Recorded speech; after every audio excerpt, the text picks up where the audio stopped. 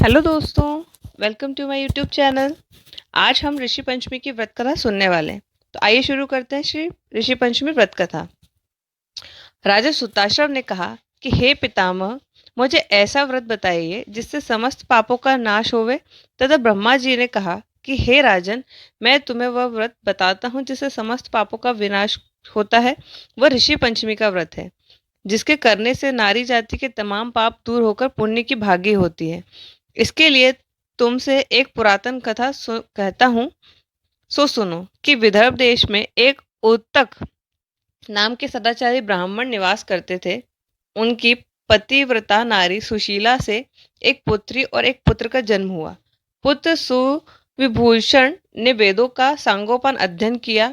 कन्या का समय अनुसार एक सामान्य कुल में विवाह कर दिया गया, पर विधि के विधान से वह कन्या विधवा हो जाती है। तो वह अपने सतीत्व की रक्षा करने के लिए अपने पिता के घर आकर रहने लगती है। ब्राह्मण ने सपरिवार गंगा तट पर कुटी बनाकर ब्राह्मण बालकों को विद्या अध्ययन कराने लगे। एक दिवस कन्या माता पिता की सेवा कर एक शिलाखंड पर शयन कर गई। रात भर उसके सारे शरीर में कीड़े पड़ गए। सुबह जब कुछ शिष्यों ने उस कन्या को अचानक इस दशा में देखा, तो उसकी माता सुशीला को बताया कि गुरु पुत्री के दुख को देखिए। गुरु पत्नी ने जाकर अपनी पुत्री की दशा देख के नाना तरह का विलाप करने लगी और वह पुत्री को उठाकर ब्राह्मण के पास लाती है। ब्राह्मण भी पुत्री की दशा को देखकर अति विस्मित हो जाते हैं और दुखी होते हैं। तब ब्राह्मण ने हाथ जोड़कर कहा कि महाराज, क्या कारण है कि इस पुत्री के सारे शरीर में कीड़े पड़ गए हैं। तब महाराज ने ध्यान धर के देखा तो पता चला कि यह पुत्री 7 जन्म पहले भी ब्राह्मणी थी। तो एक दिन राजस्वला होते हुए भी घर के तमाम बर्तन भोजन सामग्री छू ली और ऋषि पंचमी के व्रत को भी अनादर से देखा। उसी दोष के कारण इस पुत्री के शरीर में कीड़े पड़ गए हैं, क्योंकि रजस्वला वाली नारी प्रथम दिन चांडाली के बराबर, दूसरे दिन ब्रह्मघातनी के समान और तीसरे दिन धोबी के समान शास्त्र दृष्टि से माना जाता है। तुम्हारी कन्या ने ऋषि पंचमी व्रत के दर्शन अपमान के साथ किए हैं। इससे ब्राह्मण कुल में जन्म तो हुआ, पर शरीर में कीड़े पड़ गए। तब सुशीला ने कहा कि महाराज, ऐसे उत्तम व्रत को आप विधि के साथ वर्णन कीजिए, जिससे संसार की प्राणी मात्र इस व्रत से लाभ उठा सके। ब्राह्मण बोले कि हे सधर्मिणी, ये व्रत भाद्र मास की शुक्ल पक्ष की पंचमी को धारण किया जाता है। पंचमी के दिन सुंदर नदी में स्नान कर व्रत धारण कर सायंकाल सप्तऋषि की पूजा विधि विधान से करनी चाहिए। भूमि को गोबर से लीप के उस पर अष्टदल कमल बनाकर नीचे लिखे हुए सप्त ऋषियों की स्थापना कर प्रार्थना करनी चाहिए। महर्षि कश्यप, अत्रि, भारद्वाज, विश्वामित्र, गौतम, जमदग्नि, वशिष्ठ महर्षियों की स्थापना कर आचमन कर स्नान, चंदन, धूप, दीप, नैवेद्य आदि से पूजन कर व्रत सफलता की कामना करनी चाहिए। इस व्रत को करने के उद्यापन की विधि भी करनी चाहिए। चतुर्थी के दिन एक बार भोजन करके पंचमी के दिन व्रत आरंभ करें। सुबह नदी या जलाशय में स्नान करके गोबर से लीप करके सर्वतोभद्र चक्र बनाकर उस पर कलश स्थापित करें।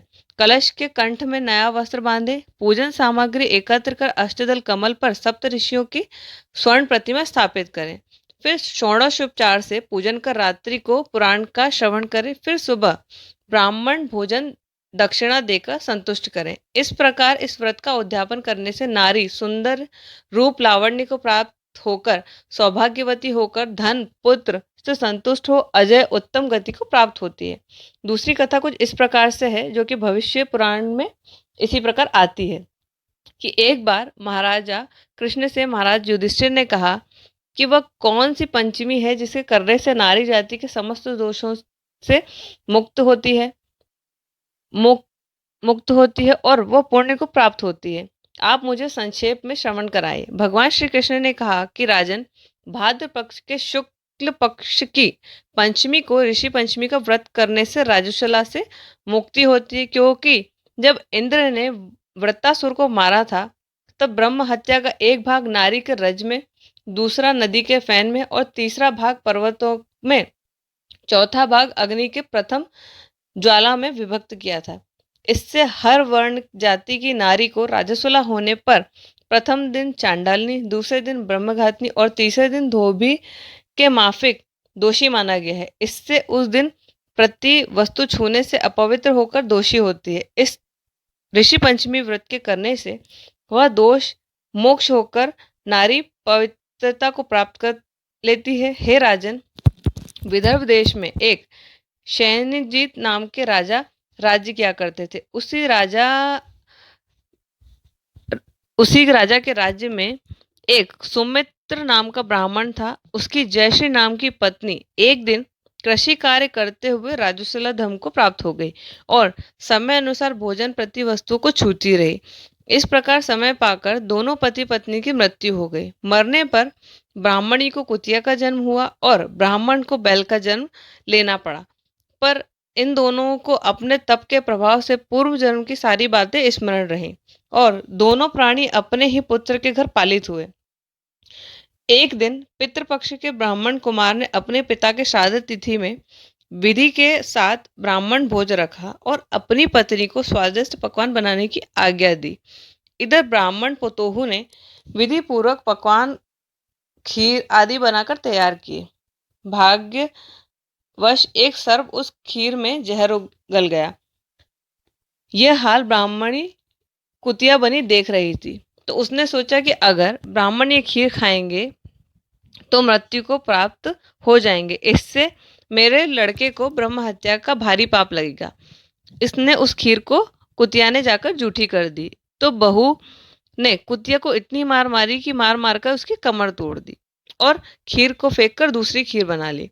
फिर श्राद्ध करके सब ब्राह्मणों को भोजन कराया। रात को कुतिया ने जाकर अपनी पूरी बात बैल से दिन में होने वाली सारी घटनाएं बता दी। बैल बोला कि प्रिय, तुम्हारे ही पाप के संसर्ग से आज मुझे बैल होना पड़ा है और आज मेरे लड़के ने दिन भर से मुझे बांध कर जोता है और अभी तक एक मुट्ठी घास भी नहीं डाली है।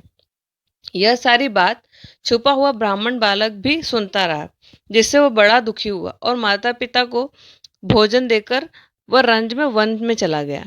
उधर ऋषियों को उसने दंडवत करके पूछा कि हे महाराज, मेरे माता पिता कुतिया और बैल की योनि में हैं, वह किस प्रकार इस योनि से छुटकारा पा सकेंगे? तो ऋषियों ने बताया कि तुम्हारे माता पिता ने रजोधर्म दोष से कुतिया और बैल का जन्म पाया है। इससे तुम घर जाकर के विधि से उत्तम ऋषि पंचमी को करके उसका फल अपने माता पिता को समर्पित कर दो, जिससे वह इस योनि से मुक्त होकर स्वर्ग को प्राप्त होंगे। मुनियों से विधि जानकर वह ब्राह्मण कुमार घर आकर विधि से श्रवण सहित भाद्र पक्ष की शुक्ल पंचमी को ऋषि पंचमी का व्रत किया और श्रद्धा से उस व्रत का फल अपने माता पिता को समर्पित कर दिया, जिसके प्रभाव से वह इस क्रूर योनि से छूटकर दिव्य देह पाकर देव विमान पर आरूढ़ होकर स्वर्ग को प्राप्त हुए। हे राजन, जो नारी इस व्रत को विधि के साथ करती है, श्रद्धा से सप्त ऋषियों का पूजन करती है, वह नारी भयंकर रजस्वला दोष से छूटकर शीघ्र ही धन, पुत्र, पौत्र आदि के सौभाग्य को पाती है। इस व्रत को करना नारी जाति का मुख्य कर्तव्य है। इससे मन, तन आदि के दोषों से मुक्ति होती है। जो फल तीर्थों को करने से, दूसरे व्रतों को करने आदि से प्राप्त होता है, वह इस व्रत के अनायास नारी जाति को मिलता है। हे युधिष्ठिर महाराज, इस व्रत का ऐसा ही महत्व है। इस प्रकार श्री कृष्ण जी ने युधिष्ठिर को इस व्रत की कथा सुनाई थी। तो दोस्तों, आपको कैसी लगी ये कथा कमेंट बॉक्स में हमें ज़रूर बताएं और इस व्रत की कथा का श्रवण करके उत्तम फल प्राप्त करें। राधे राधे।